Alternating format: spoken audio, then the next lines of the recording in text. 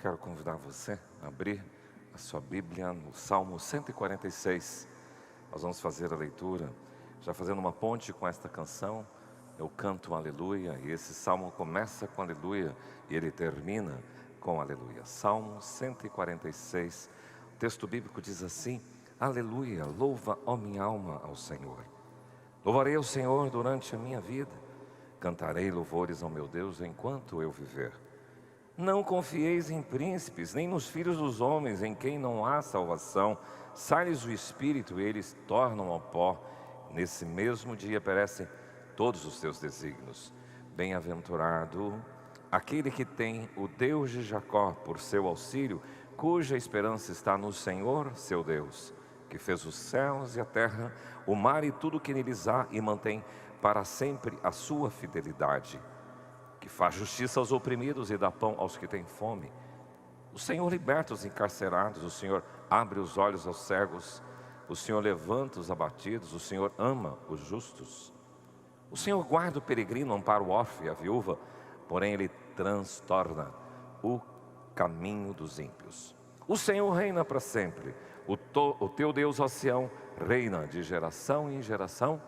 Aleluia. Pai, obrigado pela Tua palavra, porque ela nos inspira, a Tua presença nos encoraja, a Tua presença nos fortalece. Continue falando ao nosso coração nesta celebração, que Teu Espírito alcance cada coração aqui presente, aqueles que nos acompanham também via transmissão, assim que oramos em nome de Jesus. Amém. Quando a gente fala da reforma protestante, não tem como deixar de mencionar Lutero. Se alguém já assistiu algumas imagens, alguns filmes sobre Lutero, vocês vão perceber algumas angústias da alma que ele enfrentava. Por querer ter uma vida diante de Deus, certinha, em santidade, ele via aquela guerra interior. E é interessante que a biografia dele, esses filmes mostram isso. Mas também, além dessas inquietações particulares, que eu acho que Paulo usa bem uma expressão quando ele diz lutas por fora e temores por dentro, Lutero enfrentou agora, já como monge, como alguém envolvido dentro das entranhas da Igreja Católica, algumas coisas que ele começou a perceber. Ele lia a Bíblia, olhava a igreja, ele olhava a Bíblia, olhava a igreja, ele viu que aquilo não fechava. Então, ele tomou uma medida muito austera. Mas Lutero é o expoente. Porém, nós temos no século XII um tal de Pedro Valdo, que trouxe um movimento chamado dos valdenses. Esse pessoal já proclamava, o próprio Pedro Valdo, ele dizia nas pregações, ele contestava os princípios e as práticas da Igreja Católica no século XII. Pré-reforma, nós temos dois personagens, John Hus e John Wycliffe, e eles também se colocaram como pré-reformadores, questionando a riqueza da igreja, a acumulação do poder que a igreja tinha e a corrupção existente dentro do clero. Zwinglio é um outro reformador também dentro desse meio, que atuou na Suíça, e um movimento chamado Segunda Reforma, e ele deu origem às igrejas reformadas da Suíça, alemã e no sul da Alemanha. João Calvino, para nós mais conhecido, porque João Calvino é o pai do presbiterianismo, é um reformador, e em Genebra ele se posicionou. Então nós percebemos que estes homens foram usados por Deus como discípulos proféticos. Até que então Lutero, 31 de outubro de 1517, ele coloca no castelo, na verdade, nas portas da igreja do castelo de Wittenberg, as 95 teses, e a base da reforma são os 5 solas: somente a graça, somente a fé, somente Cristo, somente Deus, glória, e somente as escrituras sagradas. Esse foi o fundamento da reforma. Nós não podemos mais ficar com a tradição da igreja, nós não podemos dizer que a gente pode comprar nossa eternidade. Então ele traz o povo que temia o Senhor para a verdade das escrituras. Então, em síntese, a igreja caminhava numa direção que se distanciava cada vez mais das escrituras sagradas, e os reformadores tentam trazê-la de volta à palavra de Deus. Os discípulos proféticos são levantados dessa forma. São como os reformadores, eles se posicionam num mundo caótico e contradizente.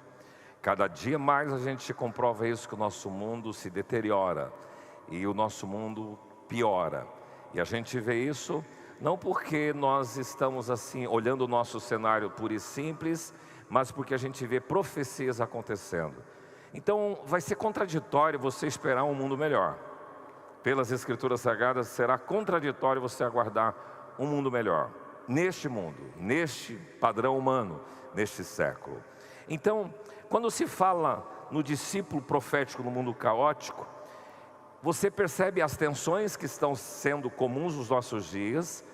Vocês viram, e a nossa nação hoje, agora comprovadamente, deixa eu até fazer um esclarecimento, esta palavra, preguei e vou pregar igualzinho, eu preguei de manhã, e não muda nada em virtude do resultado, porque era esta a ideia que esta palavra tinha. Então, a gente percebe essa polarização e essa tensão, e os conflitos e agressões, e uma certa intolerância, e até mesmo violência nas relações. Eu me recordo que há 2 semanas atrás eu estava no sul de Minas, e eu estava hospedado no hotel, estava trabalhando numa igreja lá, durante 3 dias praticamente, e eu estava aparamentado de pastor, de paletó, gravata, e no hotel tinha alguém assistindo um debate. Eu perguntei como é que está o debate, cheguei depois do culto, mas ele percebeu que era o pastor, e ele me provocou muito, porque ele era de uma ala que colocava os pastores como também de uma outra ala. E eu percebi a situação, porque as pessoas estão vivendo essa tensão. E como discípulo de Jesus, eu confesso a vocês que tem sido difícil trabalhar nesse momento. Eu tenho buscado sabedoria em Deus para posicionar, especialmente nos momentos públicos e oficiais, e perguntado ao Senhor o que compartilhar no púlpito nesses tempos, e especialmente hoje, esse dia decisivo na escolha do presidente do país e do governador do nosso estado. Então eu, acreditando na lisura da apuração, eu gostei de alguém que diz o seguinte: vença quem vencer. Essas pessoas, tanto governador como presidente, passarão a ser os legítimos representantes do povo. Apesar de uma margem pequena, mas são reconhecidos como os legítimos representantes do povo, quer você goste ou não do resultado, certo? Todavia, isso não isenta você da responsabilidade de arcar, porque você exerceu o seu direito como cidadão de escolher e votar, e deve fazer com coerência, com temor e com responsabilidade, arcando com todas as responsabilidades que um posicionamento pessoal tem que ter e deve ter. E Deus me deu clareza, porque enquanto preparava esta reflexão, ou pensando antes de preparar, eu lembrei desse salmo que sempre falou ao meu coração: não confieis em príncipes, em quem não há solução, nem nos filhos dos homens, sai-lhes o espírito e eles tornam ao pó, e nesse mesmo dia perecem todos os seus desígnios. Salmo 146, 2 e 3. Isto, 3 e 4, isso chamou a minha atenção. E aí eu fui para esse salmo para pensar com vocês hoje. A propósito, nós podemos subdividir a Bíblia em 5 grandes blocos. Repita comigo: Pentateuco, livros históricos, livros poéticos, profetas maiores, profetas menores.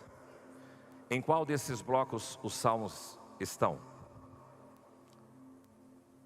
Profetas maiores ou menores? Históricos? Pentateuco? Que sobrou? Poético. É um livro poético, um salmo sapiencial. São os escritos sapienciais que as Escrituras têm. São 150 salmos. Em hebraico a palavra é Terrilim. Dos 150 salmos, 74 foram escritos pelo rei Davi. A maioria dos salmos, quase que a maioria. Mas nós temos 12 salmos de Asaf. Nós temos também salmos dos filhos de Corá, são 9.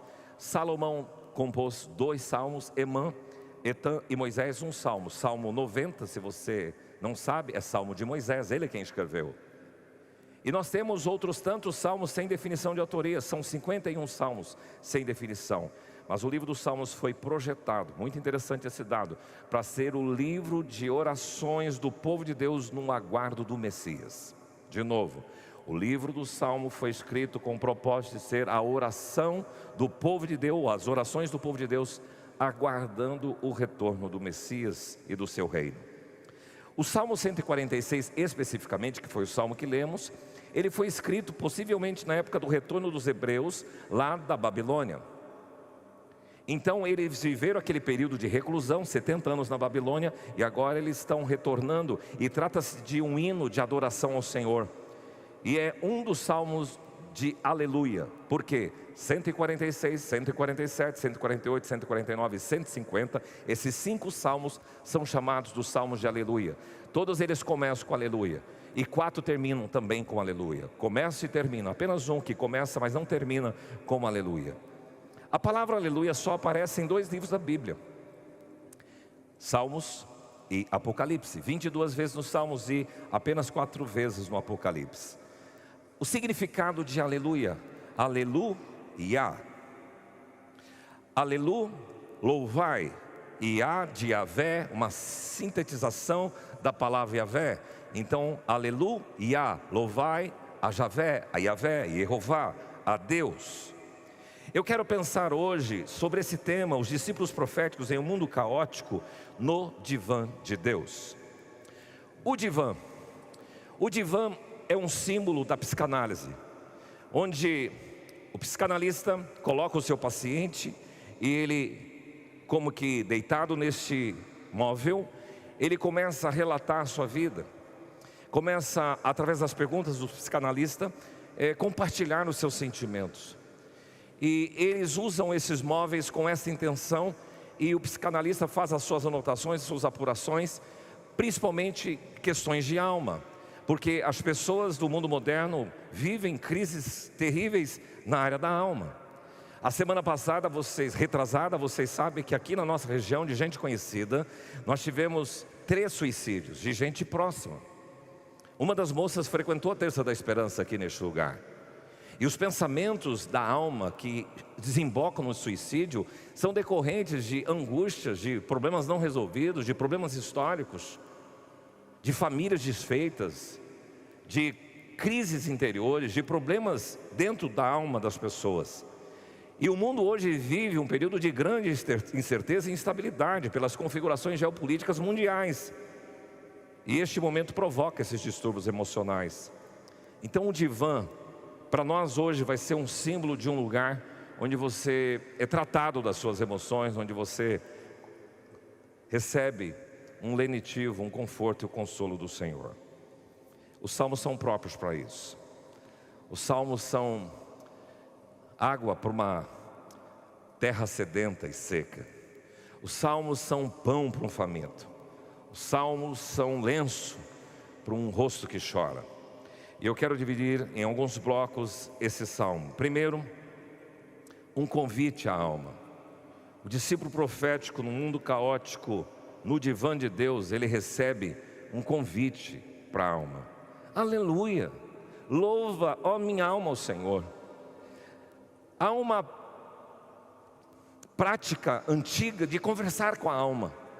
Nós esquecemos de falar com a alma. Na verdade, nós não aprendemos a conversar com a alma. Porque os salmistas vivem questionando: por que estás abatida dentro de mim, ó alma? Então eles conversam, eles tratam com a alma. E pensando em gente que veio lá do exílio, no período de instabilidade, agora de reconstrução, eles são convocados a isso. Jeremias alertou: arrependam-se, senão Deus vai levar para vocês para a Babilônia. O povo turrão, teimoso, não se arrependeu, foram para a Babilônia e ficaram lá por 70 anos. Eles esqueceram as origens, eles tiveram que se aculturar, incorporar a cultura babilônica em cultura persa. Mas alguns se lembravam a Jerusalém, lembravam, e um dos salmos lindos, Salmo 137, junto ao rio da Babilônia, nós chorávamos. E lá eles pediam: canta-nos as vossas canções. E eles questionam lá no Salmo: como cantaremos distante da nossa terra? Tamanha angústia que eles viviam nesse período, deportado da nação de origem. Então, possivelmente, o convite para a alma é para aqueles que vieram do cativeiro e são estimulados: louva, não chore. A palavra louvar é a mesma do aleluia, é halal, é em hebraico, que significa louvar, elogiar, gloriar. E a alma é a minha entranha, o centro das minhas emoções, e no hebraico é nefesh, e isso representa a emoção humana, o lugar dos apetites, o lugar das paixões e das vontades. E as questões da alma têm pego muitas pessoas nos últimos dias despreparadas, pessoas fechadas, enclausuradas, sofrendo seus dramas pessoais, sofrendo angústias profundas, surtos, fobias, ansiedade, raiva, revolta, ódio e outros sentimentos desembocando no dramático suicídio. Eu li um artigo de uma das tendências da política moderna do nosso país, nós estávamos em direita e esquerda, mas que no início do artigo conseguia manter a neutralidade, descrevendo a forma sensata sobre o estado da alma nesse período de eleições. Eu queria ler esse texto que eu achei muito interessante. Ele fala do rim, do pulmão, fala de algumas coisas da nossa entranha. Olha o que ele diz: depois de uma longa pandemia que nos lançou a um estado quase permanente de luto e insegurança, rim e fígado assumem o comando desse processo decisório um tanto às avessas, ou melhor, às entranhas. Sendo órgãos de proteção e de reação, mantém-nos na retaguarda, ressabiados e ao mesmo tempo agressivos, com os nervos à flor da pele. No rim estão guardados o medo, os traumas, a apreensão, e no fígado a raiva, o ódio e a irritação. Um congela, o outro ferve, ambos paralisam, gerando trincas por onde escorre o pior de nós. E é isso mesmo que aconteceu. Fosse uma eleição guiada por outras vísceras, os comportamentos seriam diferentes. O cérebro exigiria que as intenções de voto se comportassem com lastro de evidências, em análises históricas, em feitos de cada gestão. O coração nos faria lembrar dos valores mais profundos de respeito à vida, de nossos sonhos, nossos planos individuais e coletivos para o futuro. E o pulmão pediria novos ares, ou ao menos um alento, e que não morrêssemos sufocados, literalmente. Mas o intestino aportaria mais, a sabedoria de discernir o que absorver e o que descartar, e de compreender que não se trata de opostos iguais. Muito sábio e inteligente esse escrito. Faltou cérebro, coração, faltou pulmão, para a gente tentar discernir e entender esse tempo de ambos os lados, tanto de direita como esquerda. Agora a alma aqui não é convocada: porque estás abatida, ó minha alma, por que te perturbas? Ou então, como no Salmo 6, versículo 4, volta-te, Senhor, e livra a minha alma, salva-me por tua graça. A alma é convocada a louvar. A sua alma, as suas emoções, o centro do seu interior é convidado a elogiar, a exaltar, a gloriar ao Senhor, a Yehová, que na tradução hebraica é aquele que existe, o nome próprio do único Deus verdadeiro, o impronunciável, o Iavé, o Javé, Yehová, ou Jeová. O paciente no divã de Deus não é levado a pensar na vida em momentos pinçados e específicos, mas também trata-se de um projeto para a vida toda. Porque no Salmo você encontra no versículo 2: louvarei ao Senhor durante a minha vida, e eu cantarei louvores ao meu Deus enquanto eu viver, enquanto eu respirar, enquanto tiver fôlego no meu nariz. Claro que hoje as pessoas vivem de forma muito imediatista. A gente tem visto isso no mercado de trabalho, principalmente da construção. As pessoas que trabalham com mão de obra na construção hoje, eles vão lá, ganham o seu recurso, o seu dinheiro, consomem aquela semana, aí quando acaba eles voltam a trabalhar. E eles faltam no trabalho enquanto eles tiverem dinheiro. Está muito comum isso na construção civil. Porque as pessoas vivem de um aspecto muito imediatista. Vive hoje para os momentos e ocasiões. Alguém já disse que as eleições vão passar e vem a Copa do Mundo e o brasileiro acabou, esqueceu de tudo. É assim porque essa história se retrata a Roma, o império opressor, que Jesus nasceu dentro de um contexto assim, e ele não ficou dando chute, fazendo movimentos e passeatas, ele simplesmente soube trabalhar com seus princípios dentro daquele império. E você vê que a fama de Roma era pão e circo. E quem já foi no Coliseu, você entra lá e vê aquele lugar bonito, mas assustador, porque ali as pessoas, e era próprio para o Coliseu, para todas as pessoas estarem lá, iam para as festas, para as lutas, para os gladiadores, para os jogos dentro do Coliseu, e faziam churrascos, tudo ali dentro, pão e circo para distrair o povo diante de tantas coisas sérias que o próprio governo de Roma tinha, mas isso não mudou. Então a visão imediatista e imatura das pessoas é tudo que é bom para trazer alegria para mim hoje, o meu bem-estar, a satisfação do presente, ok. Poucas são as pessoas que pensam no futuro. Quer ver? Quantos pensam na velhice? E muitos não pensam nem no futuro dos seus filhos. O que é que eles vão enfrentar lá na frente? Mas uma visão madura de vida não vive apenas os momentos do presente. Uma pessoa madura tem um projeto. Cantarei ao meu Deus enquanto eu viver. Louvarei ao Senhor durante toda a minha vida. Essa é uma expressão desse salmista. Qual é o seu projeto de vida? O que é que você pretende fazer durante toda essa sua vida? Onde você quer chegar? Esse salmista definiu algo que vai acompanhar toda a sua trajetória. E outra tradução diz: eu vou fazer isso até meu último suspiro. Vou louvar ao Senhor até meu último suspiro. Eu vou cantar ao Senhor. Cantar louvores significa fazer música, tocar um instrumento musical, exaltar. Hoje de manhã eu e Néia caminhávamos na nossa torre de oração.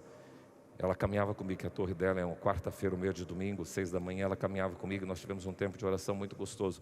Mas é bom você de manhã ouvir os pássaros cantar, celebrar. E eles fazem isso. Cantarei ao Senhor durante toda a minha vida, louvarei ao Senhor meu Deus enquanto eu viver. Há uma canção da Zaf Borba que dizia: eu vivo para o teu louvor. Eu vivo para ti, Senhor, eu vivo para a sua glória. Eu vivo para te adorar, só para te exaltar. Eu vivo para te dar a honra e com meus lábios te dizer: eu te amo, Jesus, eu te amo. Qual é o seu projeto de vida? O discípulo que vive no mundo caótico, quando ele está no divã, ele é convidado a fazer uma revisão de vida. Se o projeto dele é ganhar na loteria, o discípulo não joga. Mas talvez a aspiração dele é ficar rico. Se o projeto de vida dele é ter uma boa casa, poder viajar o mundo, poder criar seus filhos, poder fazer churrasco com seus amigos, poder fazer festa todo final de semana. Esse salmista sério, que é o protótipo do discípulo de Jesus, que vive no mundo caótico, ele diz: eu louvarei ao Senhor durante toda a minha vida, enquanto eu viver, até meu último suspiro, eu vou louvar o meu Deus. E o louvor e a adoração passa a ser um estilo de vida. Em terceiro lugar, o discípulo caótico no mundo profético, no divã, ele vai receber uma advertência contra a confiança mal direcionada. Não confieis em príncipes, nem nos filhos dos homens, em quem não há salvação. Sai-lhes o espírito, voltam ao pó. Nesse mesmo dia, diz o salmista, perece. Todos os seus desígnios perecem. Aqui é importante você ser divertido sobre a transitoriedade do poder. Na história do povo de Deus no Velho Testamento, quantos reis não passaram? Vocês conhecem a história de Saul, de Davi, de Salomão, de Jeroboão, de Ezequias, de Manassés, de Josias, de Acabe. E vai estar descrito lá em alguns deles: fez o que era reto perante o Senhor, como fez Davi seu pai. Mas na biografia de muitos deles você vai encontrar a seguinte afirmativa: fez o que era mal perante o Senhor, porque andou nos caminhos de Acabe. Mas não são só os príncipes do tempo bíblico, mas de todos os governos do mundo, todos são transitórios. Veja, onde é que está o império egípcio? Onde é que está o império romano, grego, babilônico, persa, otomano? Onde é que estão? Estão ratificando o que esse salmista diz. Não confie nos poderes, não confie nos príncipes.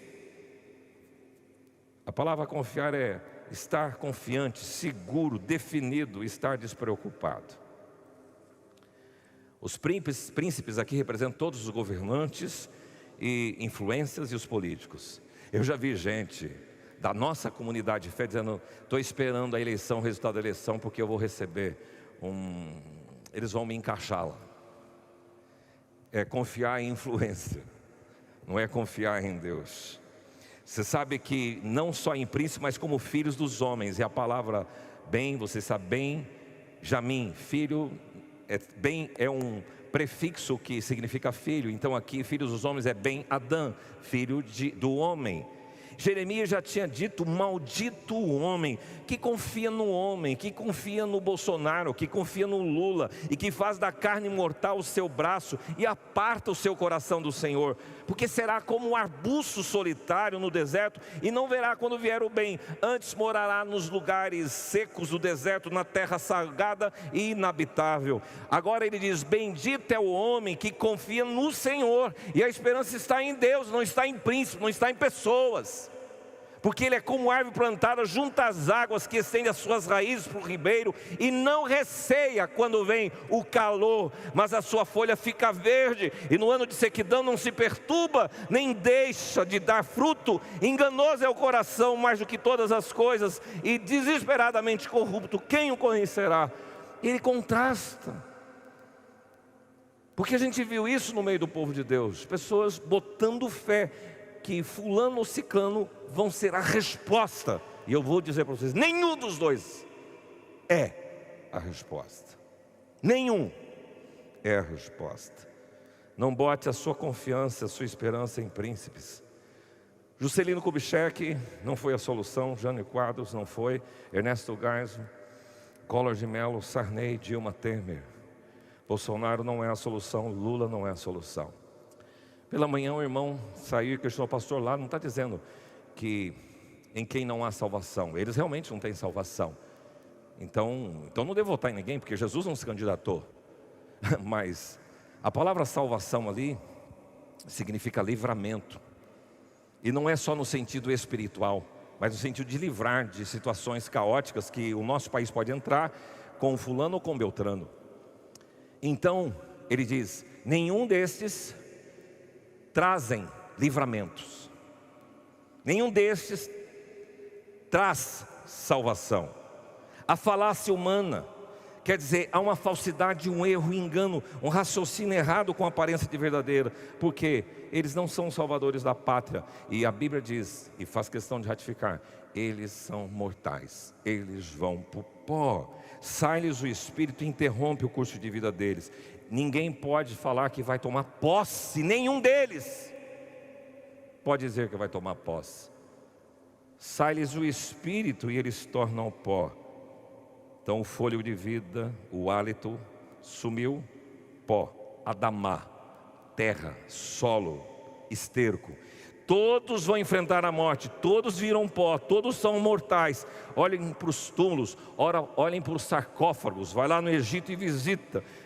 Está lá o Tutankhamon, que foi um grande homem, famoso, poderoso, no sarcófago. Caixão não tem gavetas, ninguém leva, pode juntar o que for. A morte nivela todos os mortais. Agora, uma coisa que todos os seres humanos e todos os mortais deveriam estar atentos é o alerta do profeta Amós, quando diz: prepara-te para encontrar com o Senhor teu Deus. Os seus projetos são finidos, perecem todos os seus desígnios. Desígnios têm a ver com a mente, com os projetos, com os sonhos, e eles somem no mesmo momento, são destruídos e estão terminados. Na mente aqui do salmista estavam pelo menos dois príncipes, Ciro e Dario, porque eles foram importantes no sentido de que autorizaram eles retornarem da Babilônia. Mas agora ele está dizendo: não confie nem em Ciro e nem em Dario. Eles ajudaram Israel a reconstruir o templo, eles nos libertaram da Babilônia. No entanto, vocês têm que saber que eles são servos de um superior, e eles são apenas filhos dos homens, fracos e mutáveis. Eles têm uma natureza perecível, por isso pouca confiança deve se depositar neles. Como podem eles oferecer ajuda, ou salvação, ou livramento a outros, uma vez que não podem e não puderam salvar a si próprios? Aqui está decretada a vulnerabilidade humana. Discípulo, no divã, recebe um convite à alma, recebe uma advertência contra a falsa confiança, a confiança mal direcionada, você que está apostando no fulano, no ciclano. Mas no divã, o psicanalista do universo Mostre o socorro certo. Repita comigo: bem-aventurado é aquele que tem o Deus de Jacó por seu auxílio.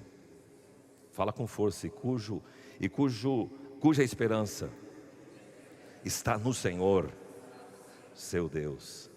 A Bíblia chama este de bem-aventurado, de feliz, de próspero, de abençoado, de bendito, de bem-afortunado, de ditoso, de fasto e de venturoso.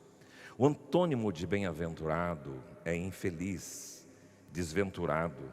Infeliz é você que está aqui, que nos acompanha, que tem a sua esperança no sistema.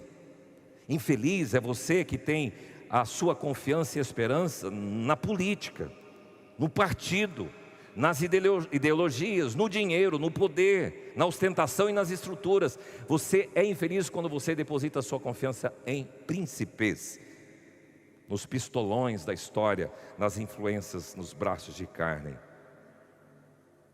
O salmista chega a dizer, no Salmo 20, versículo 7, uns confiam em carros, outros em cavalos. Agora repita comigo: nós, porém, nos gloriaremos em o nome do Senhor nosso Deus. Isso é receber o socorro do divã. Podem vir mais 4 anos, pode vir quem for. Para nós, povo de Deus, o importante é que Deus está acima de tudo. Agora escute aqui. Independentemente daquele que foi eleito, ou sendo este ou aquele, nós devemos reconhecer sempre, presta atenção, que foi permissão de Deus.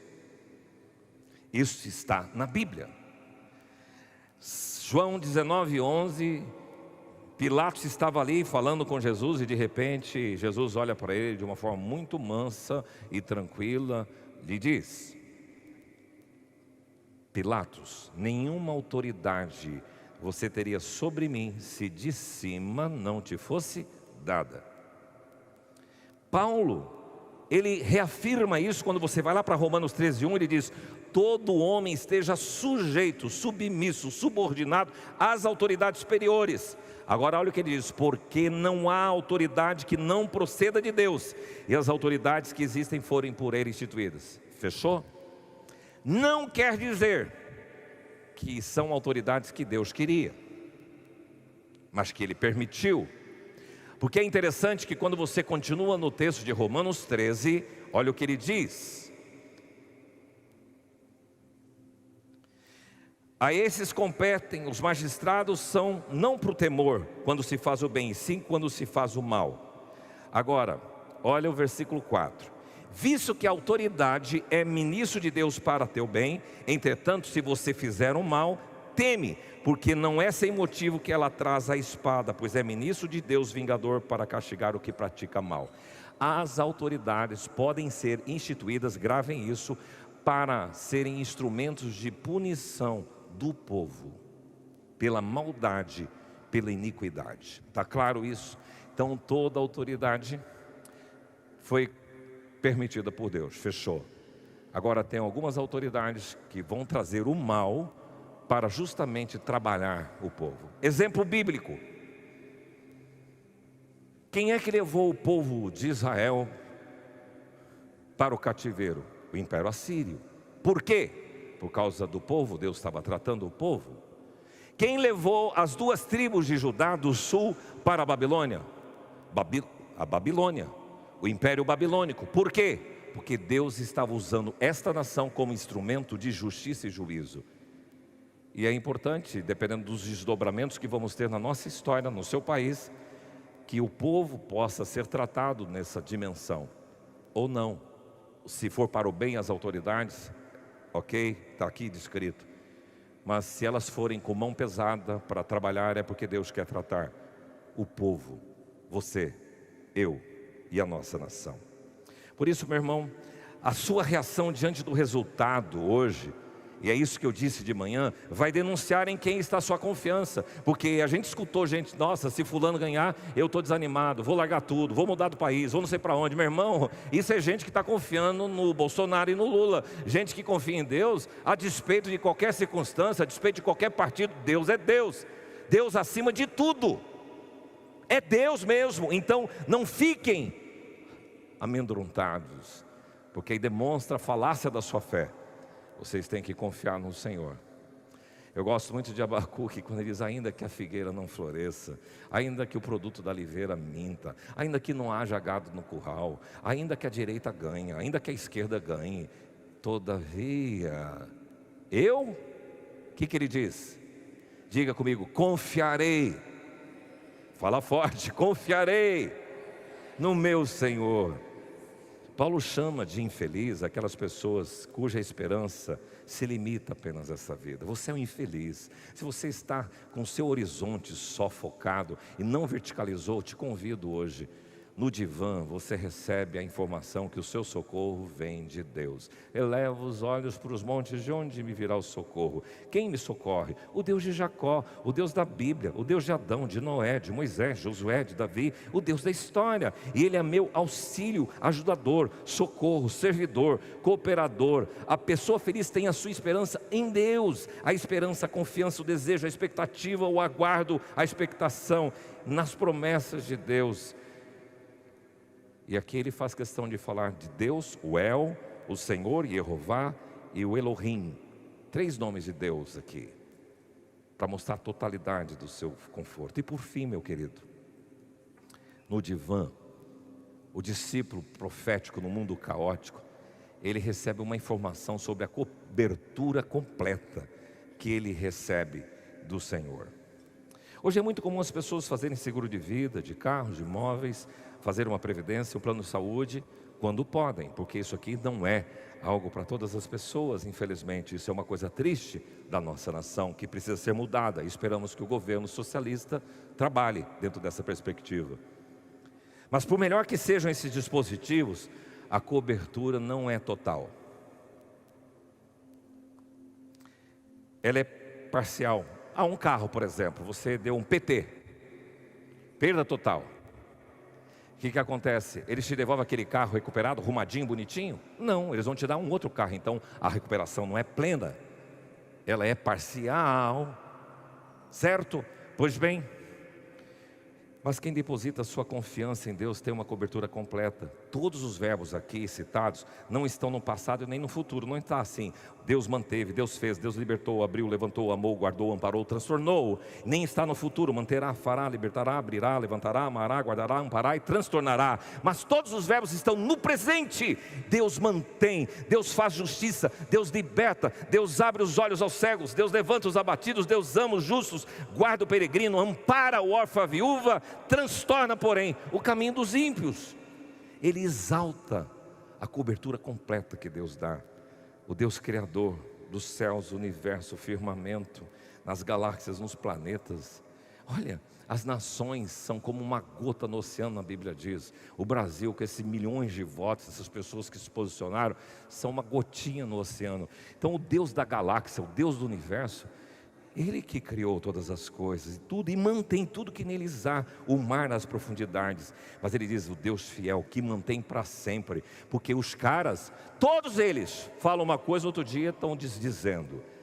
Deus não, o que Ele falou, Ele permanece. Por isso se estribe, se suporte na palavra de Deus, na firmeza, na verdade, na certeza, na credibilidade, na estabilidade, na fidelidade de Deus, porque Ele mantém para sempre. A palavra aqui se usa muito em veredas antigas. Tivemos essa semana o seminário de veredas antigas, o Derek, que é o caminho, e a palavra Olã, que é o antigo, a eternidade, a existência contínua. Então é importante, e sempre é bom lembrar aquela canção antiga: Tu és fiel, Senhor, meu Pai celeste, pleno poder aos teus filhos dará.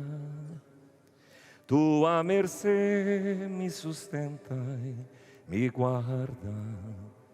Tu és fiel, Senhor, fiel a mim. Vamos no coro junto? Tu és fiel, Senhor, Tu és fiel, Senhor, dia após dia, com bênção sem fim. Tu tua mercê me sustenta e me guarda.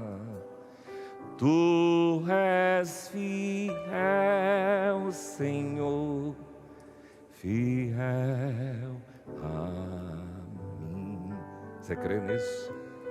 Deus mantém a sua fidelidade. O texto declara nessa cobertura completa e plena que Ele faz justiça aos oprimidos. Não são personagem, o candidato X ou Y. Deus é quem faz justiça. Ele liberta os encarcerados. A Bíblia diz de leis específicas que protege os pobres. Eu estava ouvindo essa semana a palavra de Deus e havia uma advertência lá.